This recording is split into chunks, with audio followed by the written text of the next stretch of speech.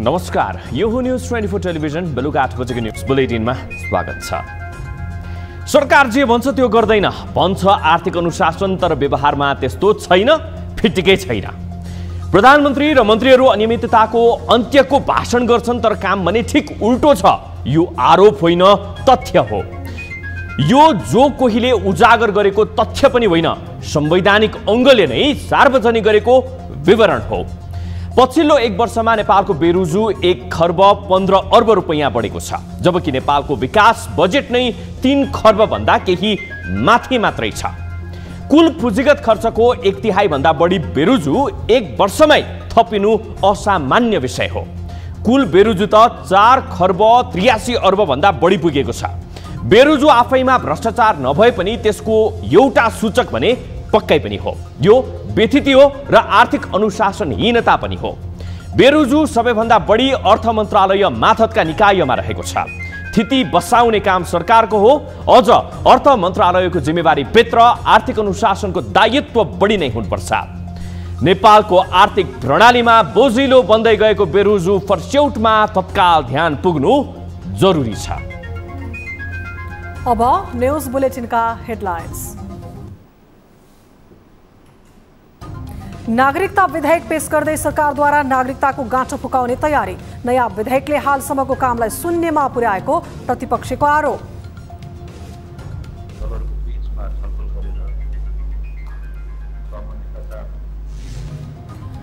ब्रिकुटी मण्डपको गोदाममा लागेको आगलागी 3 घण्टापछि नियन्त्रणमा। सुरक्षाकर्मी र दमकलको प्रयासले नियन्त्रणमा आएको आगलागीबाट करोडौंको क्षति।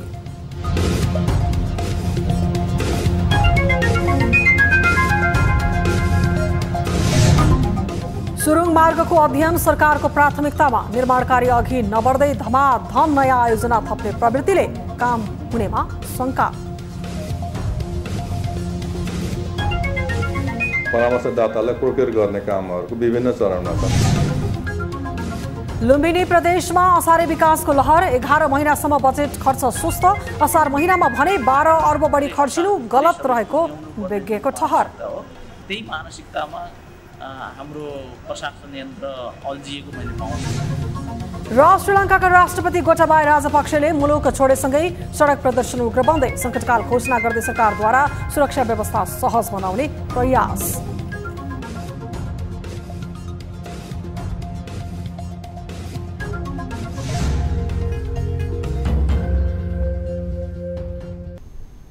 हामी निरन्तर न्यूजमा छौं। नागरिकता सम्बन्धी विवादले नेपाली राजनीतिलाई बेला बखत रन्काउने गरेको छ। दलहरूले नागरिकताको सभालाई राजनीतिकरण गर्दा यस सम्बन्धी विधेयक नै 4 वर्ष संसदमै अड्कियो। हाल यसलाई निकास दिने गरी सरकारले नयाँ विधेयक दर्ता समेत गरिसकेको छ। तर एमालेले भने सरकारले नयाँ विधेयक ल्याएर हालसम्मको कामलाई शून्यमा झारेको आरोप लगाएको छ। यस्तो अवस्थामा नयाँ विधेयकले नागरिकता सम्बन्धी अडचन फुकाउन सक्छ कि सक्दैन भन्नेमा चासो बढिरहेको छ। एक रिपोर्ट। गत शुक्रबार सरकारले नेपाल नागरिकता ऐन 2063लाई संशोधन गर्न बनेको विधेयक फिर्ता लियो। संसदबाट उक्त विधेयक फिर्ता लिएको भोलिपल्ट अर्थात् शनिबार नै नागरिकता सम्बन्धी नयाँ विधेयक संसदमा दर्ता गरियो। बुधबार बसेको प्रतिनिधि सभाको बैठकमा नेपाल नागरिकता पहिलो संशोधन विधेयक 2079 पेश समेत गरियो। नागरिकता प्रदान गर्न नसकेका कारणले उनीहरूको जीवन, व्यवसाय, शिक्षा दीक्षा सञ्चालनमा असर गर्छ। हामी सबैलाई थाहा भएको कुरा हो। यस कारण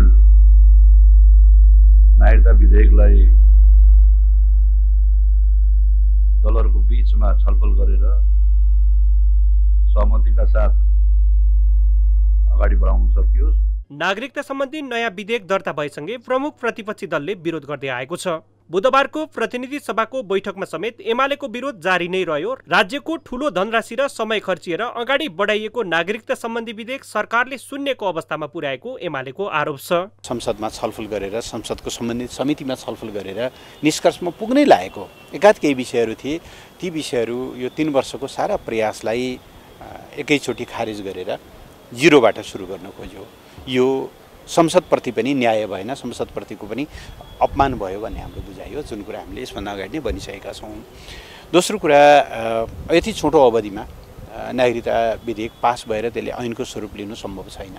तर सत्तारूढ दल भने लाखौं नागरिकता पाउनबाट वञ्चित बनेकाले नयाँ विधेयक ल्याएर समाधान गर्न खोजेको बताइरहेको छ। राजनीतिक दलबीच भएको सहमतिका आधारमा नै नयाँ विधेयक दर्ता गरिएको सत्तारूढ दलको प्रतिक्रिया छ। प्रतिनिधि सभाको राज्य व्यवस्था समितिमा जाँदा 7 वर्षे प्रावधान राखेर ल्याइयो। राज्य व्यवस्था समितिबाट 7 वर्षे प्रावधान राखेर ल्याउँदाखेरि सहमतिमा होइन, अल्पमत र बहुमतको आधारमा आयो। दलहरूको बीचमा राष्ट्रिय मुद्दामा एकमत देखिएन। त्यसैले गर्दाखेरि एकमत बनाउने उद्देश्यका साथ जुन कुरामा विवाद छैन, जुन कुरामा दलहरू सहमत हुनुहुन्छ, त्यो कुरा मात्र राखेर लिएर आएको छ। त्यसैले यो विधेयकलाई बेठिक भन्ने त कुरा छैन, यति पुगेन भन्न चाहिँ मिल्ला। सरकारले ल्याएको नयाँ विधेयकमा मधेस केन्द्रित दलहरू पनि सन्तुष्ट देखिएका छन्। नागरिकता सम्बन्धी विवाद लामो समयदेखि अल्झिएको नागरिकता सम्बन्धी विवाद समाधान गर्ने गरी नै नयाँ विधेयक ल्याइएको उनीहरूको बुझाइ छ। नागरिकता विधेयक पहिलेको जुन नागरिकता सम्बन्धी ऐन थियो त्यसभन्दा यो पश्चगामी हो। त्यसमा भएका विषयवस्तुहरूमध्ये कतिपयलाई यसले समेट्न सकेको छैन।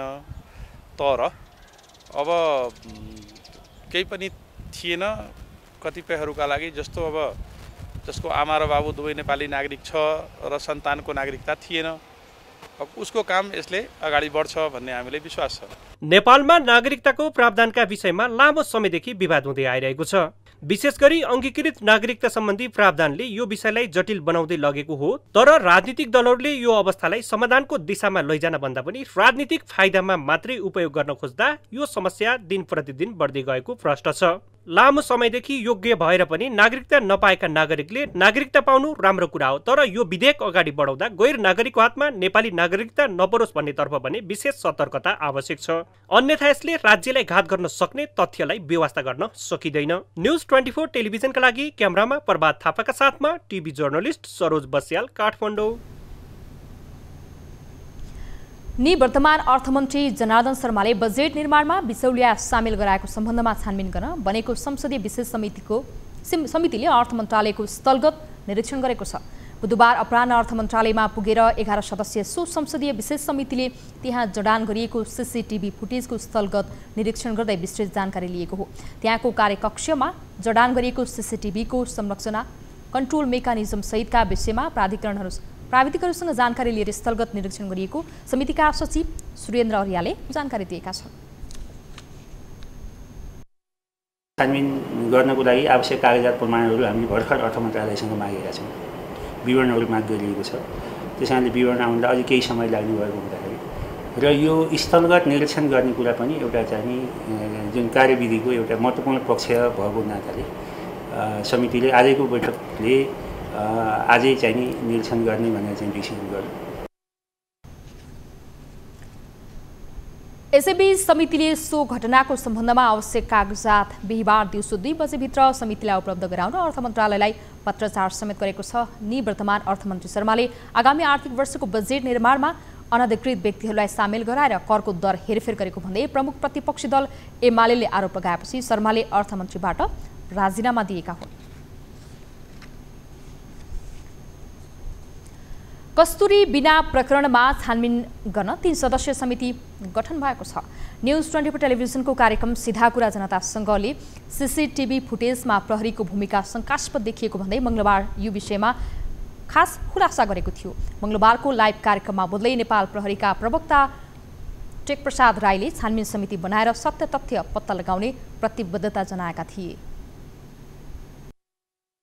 यसमा संलग्न यदि चाहिँ कर्मचारीहरूको मिलित महत्त्व छ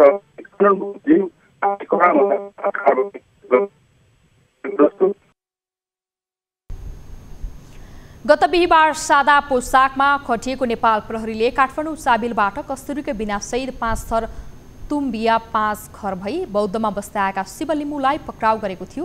मोटरसाइकलमा लुकाइराखेको अवस्थामा प्रहरी वृत्त कौशलाबाट खटिएको प्रहरीले लिम्बूलाई उक्त बिनासहित फेला पारी पक्राउ गरेको थियो। फुटेजमा सुराकीका रूपमा रहेका एक व्यक्तिले शिवको पार्किङमा राखिएको बाइकमा शङ्कास्पद वस्तु राख्छन्। त्यसपछि उनले प्रहरीलाई बोलाएर शिवलाई पक्राउ गर्न लगाउँछन्। त्यस्तै प्रहरीको भूमिका पनि केही शङ्कास्पद रहेको सीसीटीभी फुटेजमा देखिन्छ। शिवका आफन्तहरूले भने सुनियोज ढङ्गले फसाइएको आरोप लगाएका छन्। वास्तविक जसले जति हेरे पनि सबैले हेर्दाखेरि देखिन्छ कसैले उहाँको बाइकमा ल्याएर राखेको छ। राखेर पनि अनि फेरि त्यो मान्छेलाई अर्कै मान्छेले आएर फसाएको देखिएको कारणले चाहिँ यो मान्छे हाम्रो मान्छे शिव लिम्बू भन्ने उहाँलाई चाहिँ फसाइएको हो।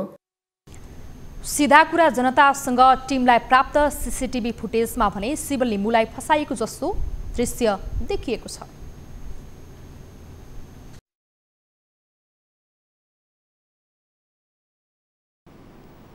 हामी निरन्तर न्यूजमा छौं। बुधबार दिउँसो भ्रिकुटी मण्डप स्थित गोदाममा आगलागी भयो। ठूलो संख्यामा दमकल र सुरक्षाकर्मी परिचालन गरेपछि मात्र आगलागी नियन्त्रणमा आएको हो। समाज कल्याण परिषद र नेपाल अपाङ्ग संघको व्हील चेयरको गोदाममा आगलागी हुँदा करोडौंको सम्पत्ति जलेर नष्ट भयो। आगलागी के कारणले भएको हो भन्ने बारेमा अनुसन्धान भइरहेको छ। एक रिपोर्ट।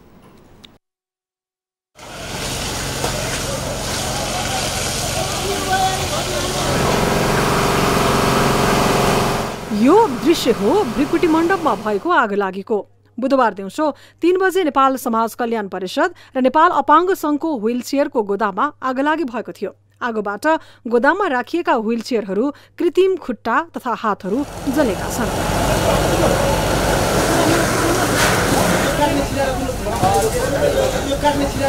आगलागी भएको खबर आउने बित्तिकै काठमाडौँ महानगरपालिकाको दमकल पुगेर आगो निभाउन सुरु गरेको थियो। तर त्यसले पर्याप्त नहुँदा नेपाली सेना, नेपाल प्रहरी, सशस्त्र प्रहरीको टोली पनि खटियो।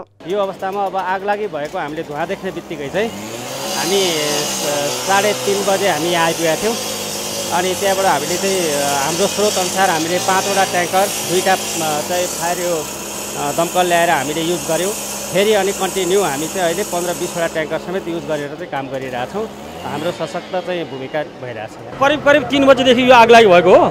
यहाँनिर हाम्रो परिसरबाट एसएस साहब लगायत हामीहरू सबै टोलीहरू परिचालित छौँ। प्रहरी, नेपाली सेना अनि त्यो सँगसँगै सशस्त्र प्रहरी बल लगायतको सम्पूर्ण टोलीहरू, दमकल पनि काठमाडौँको दमकल, त्यस्तै गरेर पाटनको, भक्तपुरको, हामीले एयरपोर्टसम्म पनि बनाएका छौँ। नेपाली सेनाको पनि दमकलहरू आइरहेछ।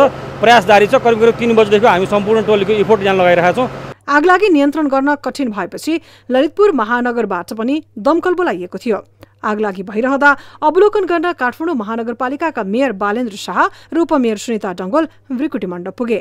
यो समस्या पक्कै पनि विकराल समस्या हो र आजको अपडेट लिइरहँदाखेरि मानवीय क्षति नभएको कुरा पनि हामी जानकारीमा पाएका छौँ।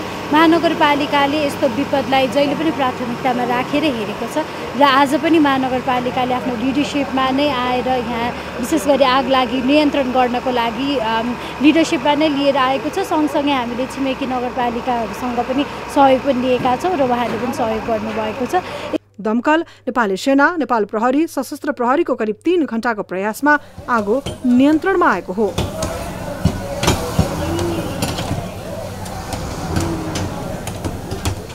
आगलागीबाट मानवीय क्षति नभए पनि ठूलो परिमाणमा सामान नष्ट भएको छ। करिब करोडौंको क्षति भएको सो आगलागीको कारणबारे भने अनुसन्धान भइरहेको प्रहरीले जनाएको छ। नेपाली कांग्रेसको केन्द्रीय समितिको बैठकमा आगामी दिनमा स्थानीय निर्वाचनका नतिजालाई ध्यानमा राखेर गठबन्धन कायम गर्नुपर्ने माग उठेको छ। बुधबार पार्टी कार्यालय सानेपामा बसेको पार्टीको केन्द्रीय समितिको बैठकमा केन्द्रीय सदस्यहरूले यस्तो धारणा राखेका हुन्। बैठकपछि सञ्चारकर्मीहरूसँग कुरा गर्दै पार्टीका प्रवक्ता डाक्टर प्रकाश शरण महतले बिहीबार बाँकी केन्द्रीय सदस्य र पदाधिकारीले बोलेपछि पार्टीले निष्कर्ष निकाल्ने जानकारी दिए। धेरै केन्द्रीय सदस्य साथीहरूले बोलिसक्नु भएको छ। भोलि अब पदाधिकारी लगायत केही बाँकी केन्द्रीय सदस्य साथीहरूले चाहिँ बोलेर हामी निष्कर्षमा पुग्छौँ। प्रवक्ता महतले महँगी मूल्यवृद्धि मलखातको अभावका बारेमा सरकार गम्भीर बनेर आगामी निर्वाचन लक्षित हुनुपर्ने पनि बैठकमा माग उठेको बताएका थिए। भक्तपुर नगरकोट सडक खण्डको बाटो बनाउन ठेकेदारले लापरवाही गरेपछि जनप्रतिनिधिले विरोध गरेका छन्। 2071 साल जेठमा भारतीय निर्माण कम्पनी AIPL र नेपाली निर्माण कम्पनी सैलुङ कन्स्ट्रक्सनले संयुक्त रूपमा ठेक्का लिएको थियो। सम्झौता अनुसार 2073 असार 3 गते निर्माण सम्पन्न गर्नुपर्ने थियो। 2 वर्षभित्र बनाइसक्नुपर्ने सडक 9 वर्षसम्म नबन्दा भक्तपुरको चाँगुनारायण नगरपालिका 6 का वडा अध्यक्ष धनबहादुर लामाले सडकमै प्रदर्शन गरेका छन्। एक रिपोर्ट।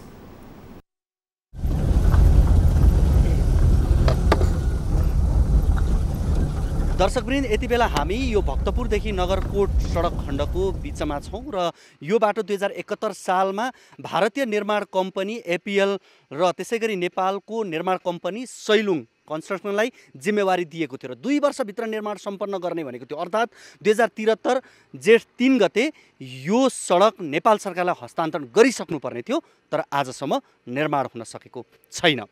भक्तपुर नगरकोट सडक खण्डको बाटो नबनेको भन्दै चाँगुनारायण नगरपालिका वडा नम्बर 6 का वडा अध्यक्ष धनबहादुर लामाले सडकमै धरना दिएर बसेका छन्। वडा अध्यक्ष लामा भक्तपुर नगरकोट सडक खण्डको लामा चौरमा आफ्नो कुर्सी लिएर सडकमा आएका हुन्। यो सडक खण्ड बन्ने निश्चित नभएसम्म यही सडकबाटै कार्यालय चलाएर विरोध गर्ने लामाको अडान छ। यसअघि पनि समयमा काम नसकेको भन्दै स्थानीयले पटक पटक आन्दोलन गर्दै आएका थिए। भक्तपुरको कमल विनायक नगरकोट पीडित जनताले भौतिक पूर्वाधार तथा यातायात मन्त्री रेणुकुमारी यादवलाई बीच बाटोमै रोकेर गत वर्ष मङ्सिर 26 गते बाटो बनाउन दबाब पनि दिएका थिए। एउटा कुरो के चाहिँ भन्नुहुन्छ भने बरु 6 महिना पछाडि बन्छ भन्नुहोस्, किनभने टेम्परेचर पुग्दैन। हामीले सरसँग कुरा गराउँछु, सम्बन्धित मान्छेसँग कुरा गराउँछु।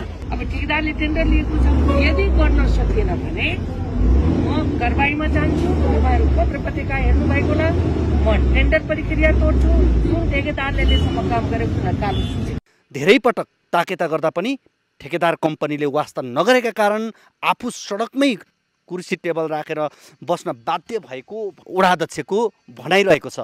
एउटा राजधानीमा यति नजिकै एउटा पर्यटक गन्तव्यमा सडकको यो हालत हुँदाखेरि र यसलाई 9 वर्षसम्म सम्पन्न गर्न नसक्दाखेरि BTCले नेपालको सन्देश के लैजाला।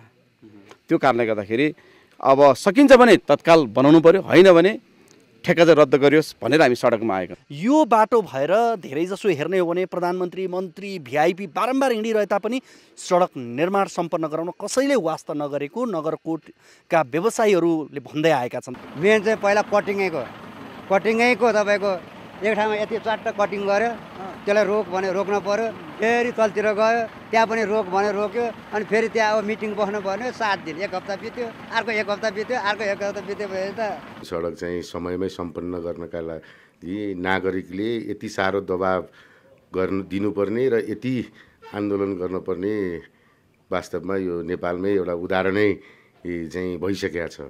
अत्यन्त दुःखद छ, अत्यन्त चाहिँ यो खेदजनक छ। हामीले भन्नुपर्दा यो सडकको विषयमा राज्य र ठेकेदार कम्पनीले कामचोर प्रवृत्ति देखाए भने कस्तो हुन्छ भन्ने एउटा ज्वलन्त उदाहरण हो यो सडक खण्ड। क्यामेरामा गोपाल पङ्गेनीका साथ म राजीव खत्री, नगरकोट।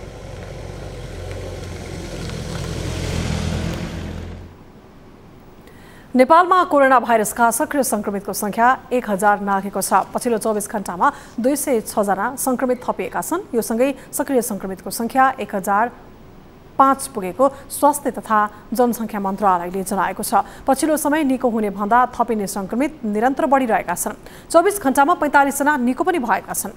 24 घण्टामा कोरोनाकै कारण कसैको पनि ज्यान गएन। थप 63,387 जनाले कोरोना विरुद्धको खोप लगाएको पनि स्वास्थ्य मन्त्रालयले जनाएको छ। न्युजहरू अझै बाँकी छन्, अब पालो ब्रेकको।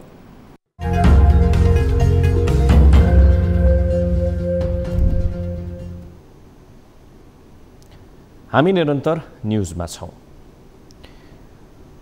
सडक मार्ग पुग्न कठिन हुने स्थानमा यातायातको पहुँच बढाउन सरकारले सुरुङ मार्गलाई विकल्पको रूपमा लिएको छ।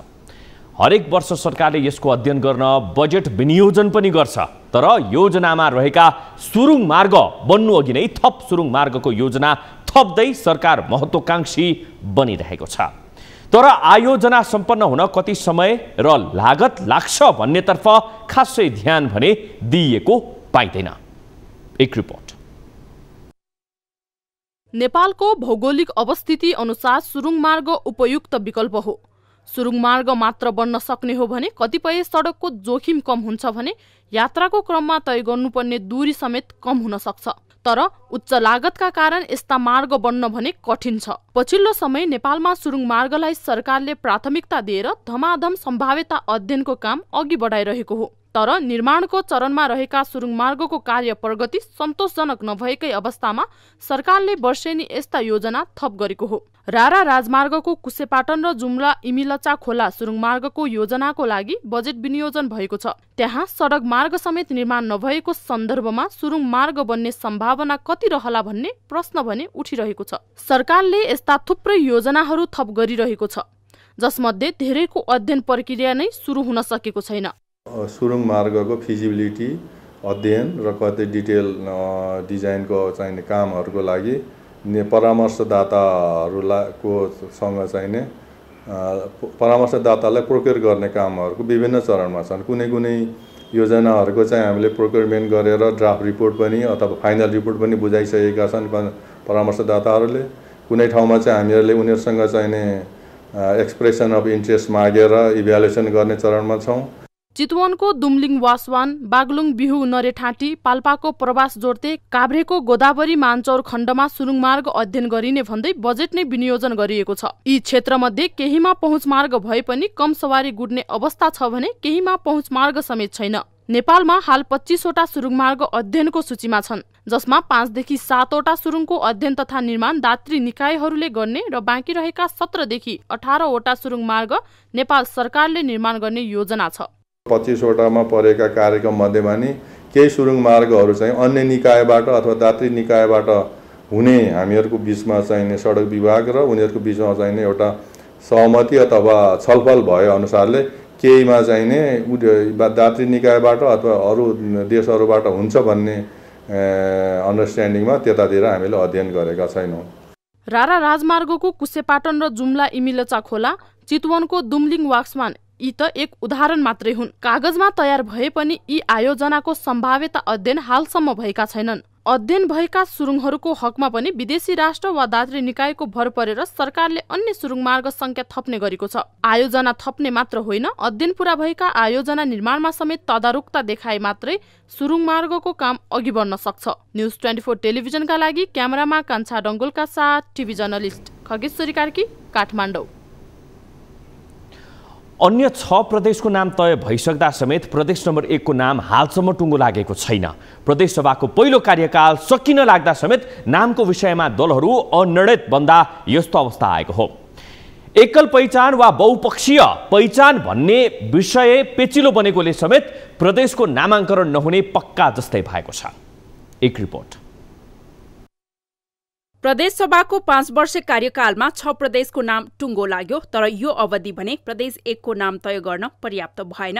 अन्य प्रदेशमा नामको विषयमा असहमति भए पनि दलहरूले यो विषयमा सहमति जुटाउन सके, तर प्रदेश 1 मा भने एकल र बहुपहिचानको विषयले यो अवस्था आएको हो। प्रदेशको सबैभन्दा ठूलो दल नेकपा एमाले जातीय र सम्प्रदायको पहिचान अस्वीकार गर्दै प्रदेशको नाम कोशी प्रस्तावित गरिरहेको छ। नेकपा माओवादी केन्द्र र नेकपा एकीकृत समाजवादी पार्टीले भने कोशी किरात भनेर बहुपहिचान सहितको नाम प्रस्तावित गरेको छ।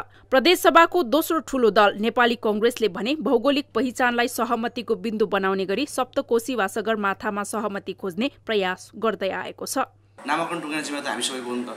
भोलि एकले अर्कालाई आरोप प्रत्यारोप लगाउने कुरा विषय भोलि राजनीतिक फन्डाको रूपमा रहला, तर आम रूपमा हेर्दाखेरि त जिम्मेवारी हिसाबले त आम नागरिकले हेर्दाखेरि किन सबैको उत्तिकै जिम्मेवारी हो। त्यसको जस र अबजसको समान भागीदार बन्छौँ। त्यसैले कोशीमा त्यस्तो रिजिट हुनुपर्ने अवस्था छैन। यदि सप्तकोशी होइन भने अर्को विकल्प के हुनसक्छ त भन्ने विषयमा पनि कुरा नभएको होइन, भएको त्यो चाहिँ के भन्दा सगरमाथा आएको छ। एमाले पनि पहिचानका आधारमा नाम राख्न तयार नै रहेको बताइरहेको छ। तर पहिचानका 5 आधार मध्ये जातीय र क्षेत्रताका बाहेक भौगोलिक अथवा अन्य पहिचानका आधारमा नामको टुङ्गो लगाउनु पर्ने सो दलको अडान छ। पहिचानका 5 वटा आधारहरू मध्ये भौगोलिक पहिचान नै हुन्छ। 2टा पहिचानमा हामी जाँदैनौँ। जातीय पहिचानमा कुनै सम्प्रदाय, धर्म विशेष र जात विशेषका नामका पहिचानमा हामी जाँदैनौँ। प्रदेशसभाको पहिलो कार्यकाल एवं चालू बजेट अधिवेशनमा नै प्रदेशको नामाकरण गर्न सबै राजनैतिक दलहरू तयार देखिएका छन्। नामाकरण गर्नकै लागि राजनैतिक दलहरूबीच एक्लै र सामूहिक रूपमा छलफल समेत भइरहेको छ। प्रदेश 1 का मुख्यमन्त्री राजेन्द्र राई भने नामको विषयमा एकता नभए विकल्पमा छलफल हुने बताउँछन्। आफ्नो पार्टीको दलको धारणा प्रस्तुत गर्ने काम भयो। अब त्यो दलको धारणामा सहमति हुन सक्ने अवस्था भएन भने अर्को बीचको कुनै वैकल्पिक नामको बारेमा चाहिँ छलफल गर्न सकिन्छ। प्रदेश 1 को 90 सदस्यीय प्रदेश सभामा नेकपा एमालेको 39, नेपाली कांग्रेसको 21, माओवादी केन्द्रको 15, नेकपा एसको 10, जसपाको 3 तथा राप्रपा र संघीय लोकतान्त्रिक राष्ट्रिय मञ्चको 1-1 जना सांसद रहेका छन्। प्रदेश नामाकरण पारित गर्न प्रदेश सभाको 2/3 अर्थात् 60 जनाको बहुमत आवश्यक पर्छ। सोही कारण दलहरूबीच सहमति बिना नाम टुङ्गो लाग्न कठिन हुने देखिन्छ। न्यूज 24 का लागि मोरङबाट टिभी जर्नलिस्ट तारा आचार्यको रिपोर्ट। नेपाल सरकारको कुल बेरुजु रकम 4 खर्ब 83 अर्ब 59 करोड 64 लाख रुपैयाँ पुगेको छ। बुधबार महालेखा परीक्षकको कार्यालयले 59औं वार्षिक प्रतिवेदन सार्वजनिक गर्दै सरकारको बेरुजु रकम 4 खर्ब 83 अर्ब 59 करोड 64 लाख रुपैयाँ पुगेको देखाएको हो। महालेखा परीक्षक कार्यालयका महालेखा परीक्षक टङ्कमणि शर्मा दंगालले प्रतिवेदन सार्वजनिक गर्दै पछिल्लो 1 वर्षमै सरकारको बेरुजु 1 खर्ब 15 अर्ब 5 करोड 50 लाख बढेको बताए। महालेखा परीक्षकले लेखा परीक्षण गर्दा संघीय सरकारी कार्यालयतर्फ 49 अर्ब 47 करोड 7 लाख, प्रदेश सरकारी कार्यालयमा 7 अर्ब 48 करोड 11 लाख, स्थानीय तहतर्फ 43 अर्ब 90 करोड 95 लाख र समितिहरूतर्फ 14 अर्ब 19 करोड 37 लाख गरी 3 तहमा गरेर 1 खर्ब 15 अर्ब 5 करोड 50 लाखको बेरुजु निस्किएको समेत पाइएको जनाएको छ। स्थानीय तहतर्फ 43 अर्ब 90 करोड 95 लाख र समितिहरूतर्फ 14 अर्ब 19 करोड 37 लाख गरेर टोटल हामीहरूले अघि भनेको निकायहरूको खास गरी संघीय, प्रदेश र स्थानीय तहका सरकारी निकायहरूको परीक्षण गर्दाखेरि 1 खर्ब 15 अर्ब 5 करोड 50 लाख। महालेखा परीक्षक शर्माले सरकारका देशैभरि रहेका 3287 निकायको लेखा परीक्षण गरिएको जानकारी दिए।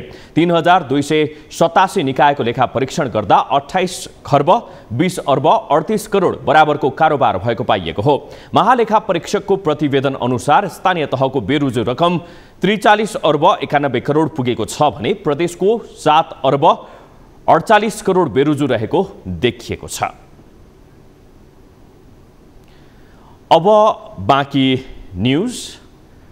शेरबहादुर देउवा नेतृत्वको वर्तमान गठबन्धन सरकार गठन भएको 1 वर्ष पूरा भएसँगै सरकारको उपलब्धिबारे बहस भइरहेको छ। तर सरकार गठन भए यता सरकारले गरेको काम समीक्षा गरिरहँदा लोकप्रिय भन्दा पनि अप्रिय काम धेरै भएको पाइन्छ। यस अवधिमा सरकारले गलत निर्णय गरेको छ भन्ने मन्त्रीहरू समेत अनेक प्रकरणमा मुछिएका छन्। एक रिपोर्ट। राम्रो काम गर्नका लागि 1 वर्षको अवधि पर्याप्त हुन्छ। सरकारको लागि समेत सकारात्मक सुरुवातदेखि नतिजामुखी काम गर्न यो अवधि कम मानिँदैन। तर वर्तमान सरकार गठन भएको 1 वर्ष पूरा हुँदा यस्तो नतिजा पाइएको छैन। यस अवधिमा सरकार व्यवस्थापिका, न्यायपालिका, राष्ट्र ब्याङ्क र प्रहरी संगठनमा गर्नै नहुने हस्तक्षेप गरेर झण्डै 1 दर्जन विवादमा मुछिएको छ।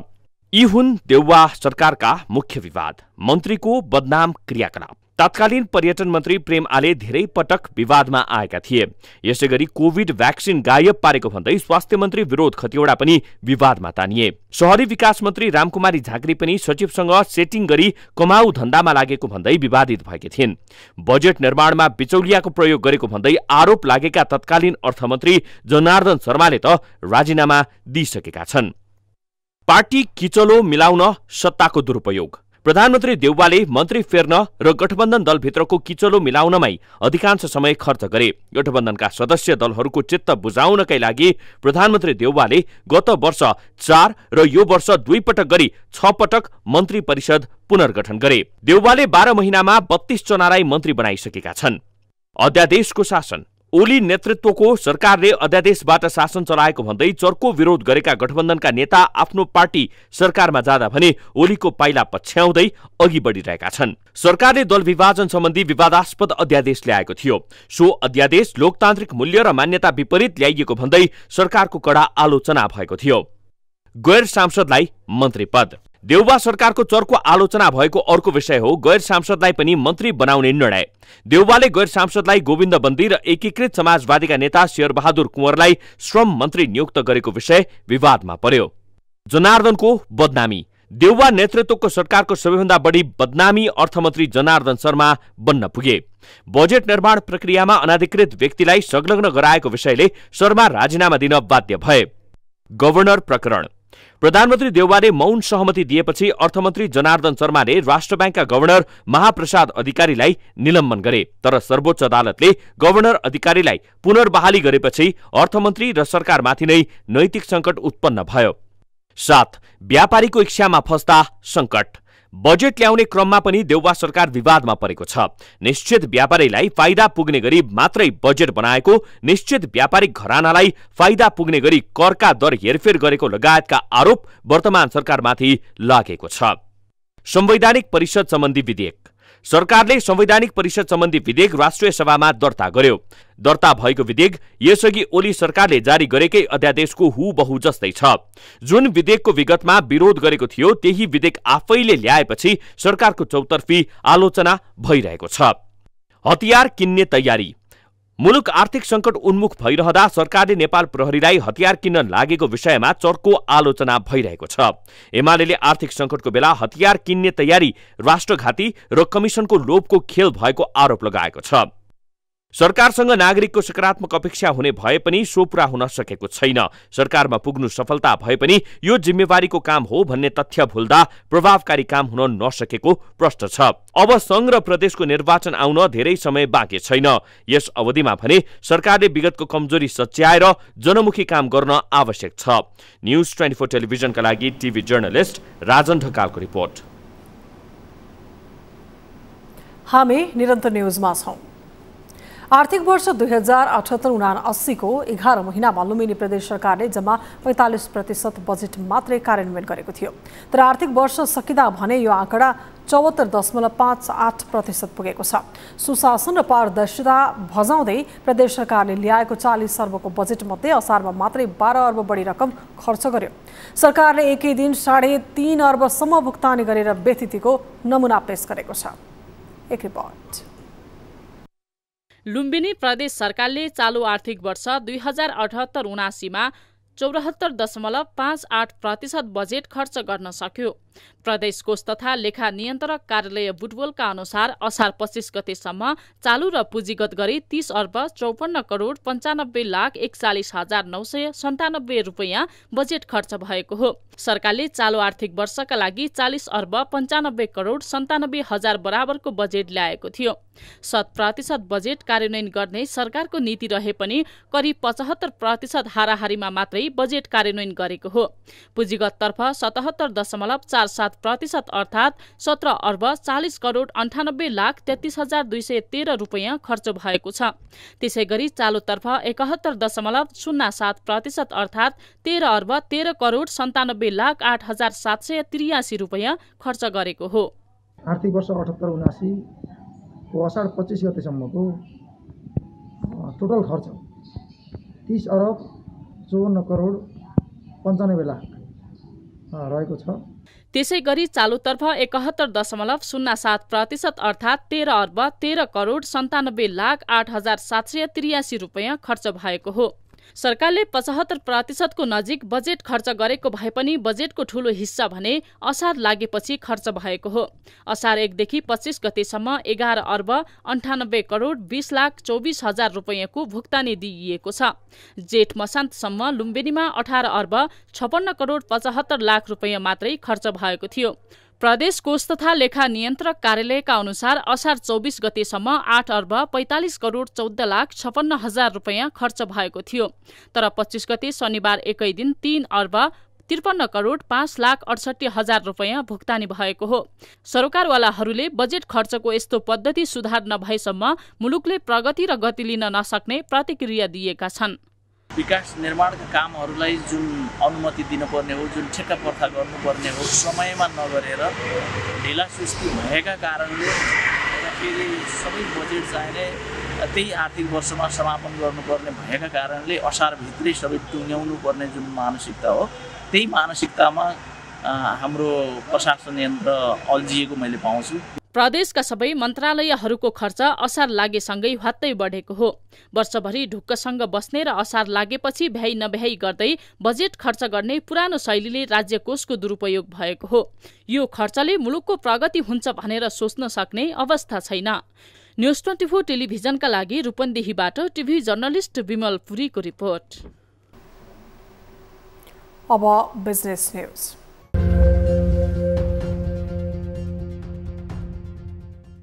चौधरी ग्रुपको सीजी इलेक्ट्रोनिक्सले नयाँ उत्पादन नेपाली बजारमा ल्याएको छ। सीजीले अत्याधुनिक फिचर्सको कम विद्युत खपत गर्ने इन्भर्टर र एयर कन्डिसन बजारमा ल्याएको हो। चौधरीको नयाँ उत्पादन युरोपियन इलेक्ट्रोनिक्स बेको ब्रान्डको रहेको छ। एयर कन्डिसन जाडो र गर्मी मौसमलाई उपयोगी रहेको एवं जोन फलो, गोल्ड गार्ड जस्ता अत्याधुनिक फिचर्सहरू जडान गरिएको छ। सीजीले काठमाडौँको टंगाल, कुमारीपाटी, भक्तपुरको राधे राधे, कृतिपुर, रवि भवन, हात्तीगौडा, त्रिपुरेश्वर, नयाँ बजार, वसुन्धरा, जोरपाटी, काठमाडौँ बाहिरको इटहरी, हेटौटा, भरतपुरमा रहेका सोरुमबाट सेवा उपलब्ध गराइरहेको छ।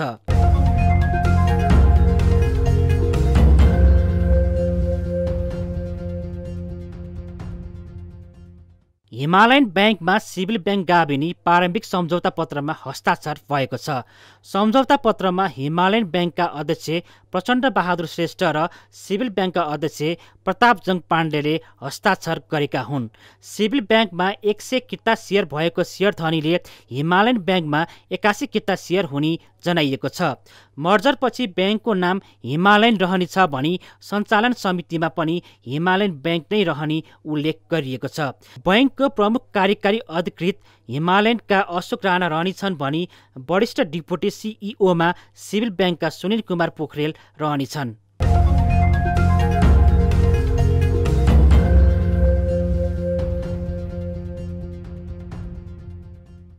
रिलायन्स लाइफ इन्सुरेन्स र सानिमा लाइफ इन्सुरेन्स बीच मर्जरको लागि सम्झौता भएको छ। रिलायन्स लाइफ इन्सुरेन्स र सानिमा मर्जरका लागि प्रारम्भिक सम्झौता पत्रमा हस्ताक्षर भएको हो।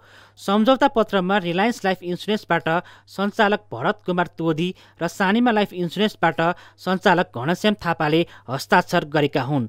रिलायन्सको सञ्चालक समितिको बैठकले सानिमा लाइफ इन्सुरेन्सको मर्जर सम्झौता पत्रको मस्यौदा स्वीकृत गरेको थियो।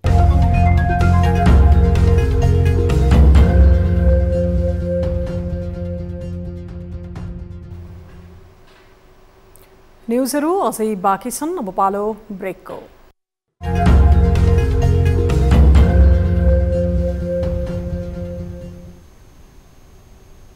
हामी निरन्तर न्युजमा छौं। अब स्पोर्ट्स न्युज।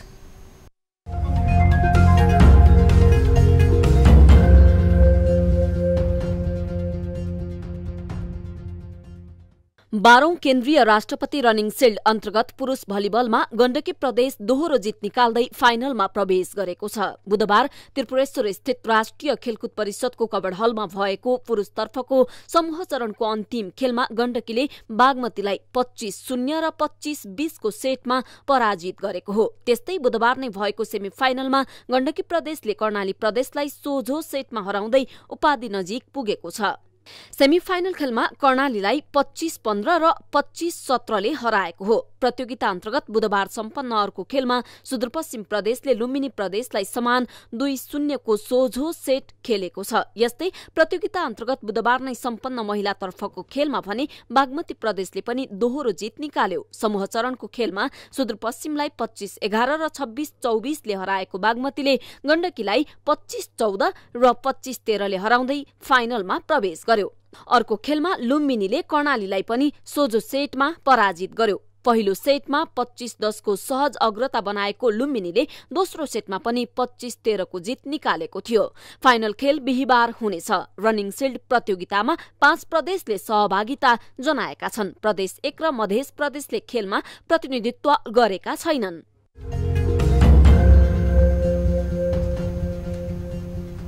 अब 24 वेदर अपडेट।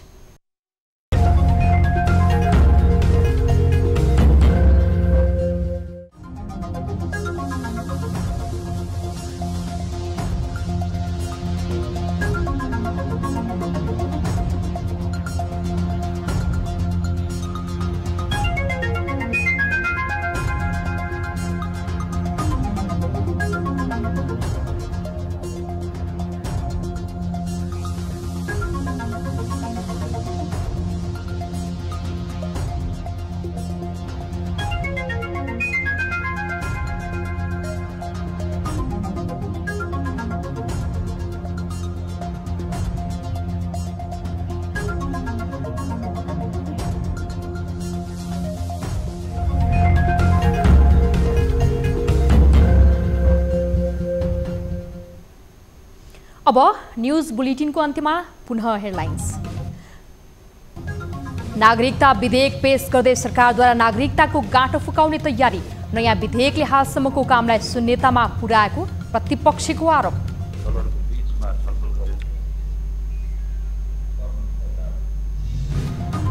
त्रिकुटी मण्डपको गोदाममा लागेको आगलागी 3 घण्टापछि नियन्त्रणमा। सुरक्षाकर्मी र दमकलको प्रयासले नियन्त्रणमा आएको आगलागीबाट करोडौँको क्षति।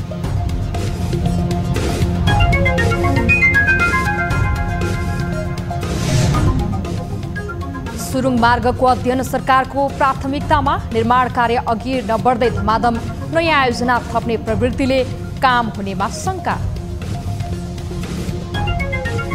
परामर्शदातालाई प्रोक्योर गर्ने कामहरूको विभिन्न चरणमा छन्। लुम्बिनी प्रदेशमा असारे विकासको लहर। 11 महिनासम्म बजेट खर्च सुस्त। असार महिनामा भने 12 अर्ब बढी खर्चनु गलत भएको विज्ञको ठहर। त्यही मानसिकतामा हाम्रो प्रशासन यन्त्र अल्झिएको मैले पाउँछु। र श्रीलङ्काका राष्ट्रपति गोटाबय राजपाक्सेले मुलुक छोडेसँगै सडक प्रदर्शन उग्र बन्दै सङ्कटकाल घोषणा गर्दै सरकारद्वारा सुरक्षा व्यवस्था सहज बनाउने प्रयास।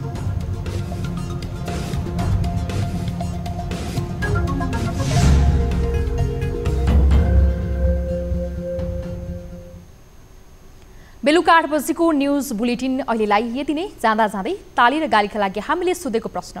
असार 28 मा वर्तमान सरकारको 1 वर्ष पूरा भएको छ। सुशासन, विकास र समृद्धिको मामलामा सरकारको यो 1 वर्ष सन्तोषजनक रह्यो भन्नेले तालीमा र रहेन भन्नेले गालीमा भोट गर्नुहोला।